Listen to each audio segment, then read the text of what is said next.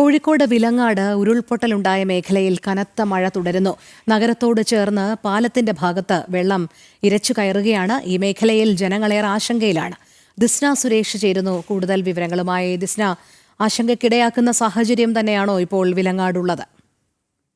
തീർച്ചയായും രോഹിണി, നമുക്കറിയാം വയനാട് ദുരന്തമുണ്ടായ ആ സമയത്ത് തന്നെയാണ് സമാനമായ രീതിയിൽ വിലങ്ങാടും ഉരുൾപൊട്ടലുണ്ടായത്. ഈ ഉരുൾപൊട്ടൽ മേഖലയിലാണ് ഇപ്പോൾ കനത്ത മഴ പെയ്തുകൊണ്ടിരിക്കുന്നത്. ടൗണിനോട് ചേർന്ന്, അതായത് ഈ നഗരവും ഈ ടൗണിനെ ബന്ധിപ്പിക്കുന്ന ഒരു പാലം, അവിടെ ആ പുഴയൊക്കെ തന്നെയും വലിയ രീതിയിൽ ജലനിരപ്പ് ഉയർന്നിട്ടുണ്ട് എന്ന് തന്നെയാണ് നമുക്ക് അറിയാൻ സാധിച്ചിട്ടുള്ളത്.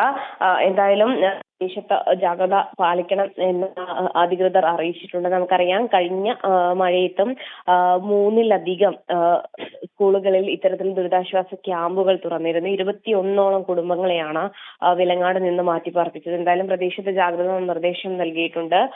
പ്രധാനമായും ഒരു ഉരുൾപൊട്ടൽ മേഖല ഉണ്ടാവുന്ന ഒരു പ്രദേശമാണ് അവിടെയുള്ളത്. അതോടൊപ്പം തന്നെ അവർക്കുള്ള സഹായധനങ്ങളും ഇതുവരെ ലഭ്യമായിട്ടില്ല.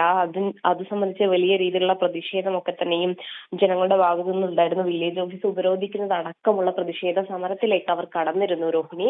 എന്തായാലും കനത്ത മഴ തന്നെയാണ് വിലങ്ങാട് പെയ്തുകൊണ്ടിരിക്കുന്നത്. ശരി ദിസ്ന, കോഴിക്കോട് വിലങ്ങാട് ഉരുൾപൊട്ടലുണ്ടായ മേഖലയിൽ കനത്ത മഴ തുടരുകയാണ്. നഗരത്തോട് ചേർന്ന പാലത്തിന്റെ ഭാഗത്തേക്ക് വെള്ളം ഇരച്ചു കയറുന്ന ദൃശ്യങ്ങളും കാണാൻ കഴിയുന്നുണ്ട്. ഈ മേഖലയിലെ ജനങ്ങൾ ഏറെ ആശങ്കയിലുമാണ്. ദിസ്ന സുരേഷാണ് വിവരങ്ങൾ നൽകിയത്.